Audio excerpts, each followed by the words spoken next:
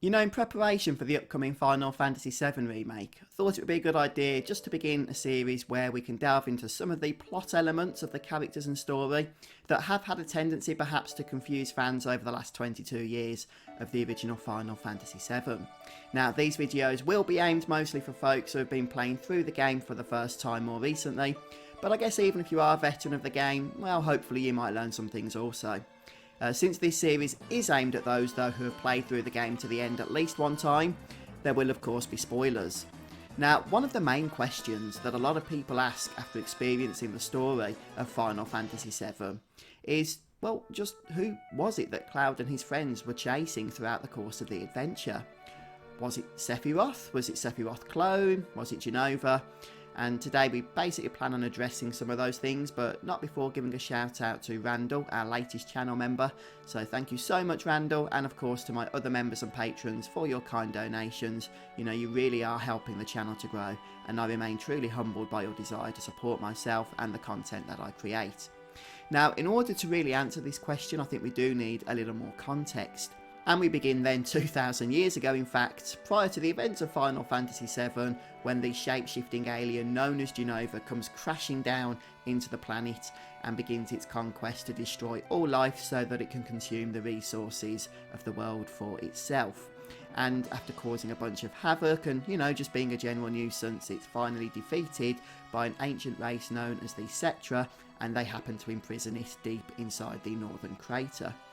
And of course the years pass, and for the most part the Cetra become legend, and Jenova is forgotten about by the planet's current inhabitants. Well, that is, I should say, until our good friends the Shinra Electric Power Company, on its quest for more lifestream to harvest into Mako energy, rediscovered the imprisoned life form, which they themselves actually named Jenova, erroneously believing it to be a surviving member of the Cetra race. And so, yep, all of the bad stuff then that happens in the game after this is ultimately a consequence of Shinra's greed for power. And so begins the so-called Jenova project.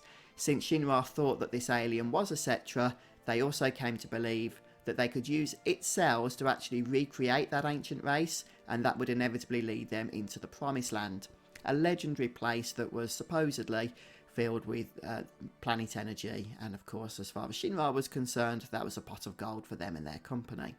However, soon after the experiments began, they realised Jenova was of course not a Cetra, but something else entirely. And so their test subjects who had Jenova cells injected into their bodies either went completely nuts, or in a few cases retained their personalities whilst also gaining superhuman strength. Of course, Shinra weaponised these results, and that eventually led to the formation of the elite military program known as Soldier. And those subjects who went crazy, well, they were just simply killed off and disposed of. Now, head of these experiments was Professor Hojo, and he convinced his wife, Lucretia, to let him inject their own unborn son with Jenova cells. And she gave birth to her son, who was immediately kidnapped from her to be raised by the Shinra, who proceeded to lie to him about his parentage, and that son, of course, was Sephiroth.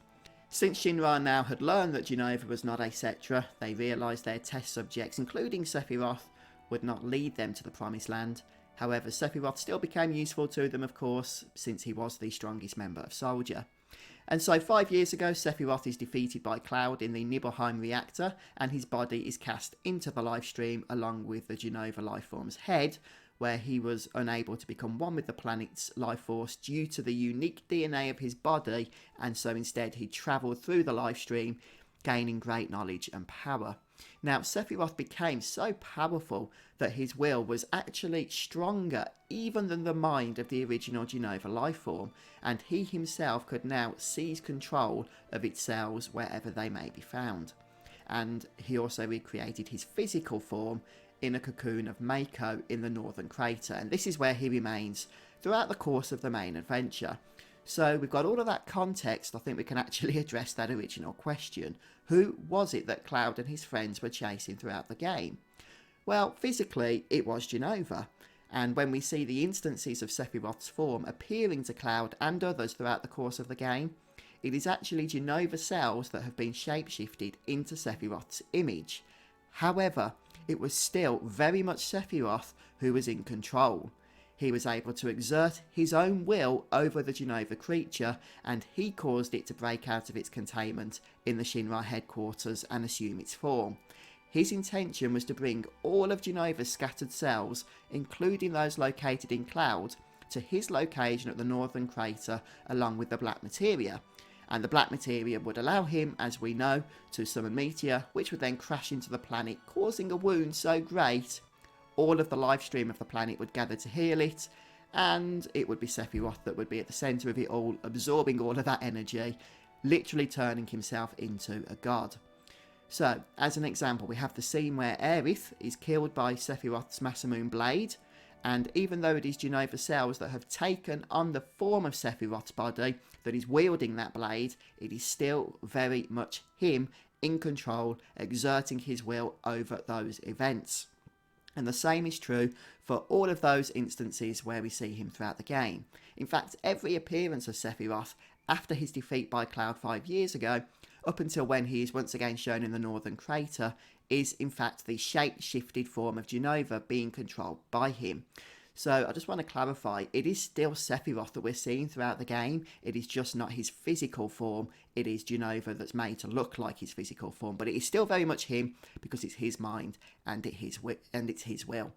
Now, as for the Sephiroth clones and what they are, well, I think we'll leave that subject for another video, but if you folks would like to see that, then please do let me know. Anyway guys, I hope you've enjoyed today's episode, and please do remember to subscribe to my YouTube channel and hit that bell notification as well in order to be notified of future Final Fantasy VII content when I upload it.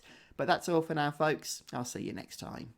Well folks, thanks so much for stopping by the video today. Now perhaps I might be able to persuade you to come and join us over in the Fuzzfinger Gaming Discord channel. It's a great place where we can continue on with the conversation, and I'll leave a link to it down in the video description. Until next time guys, have a great day, and I'll see you in the next video.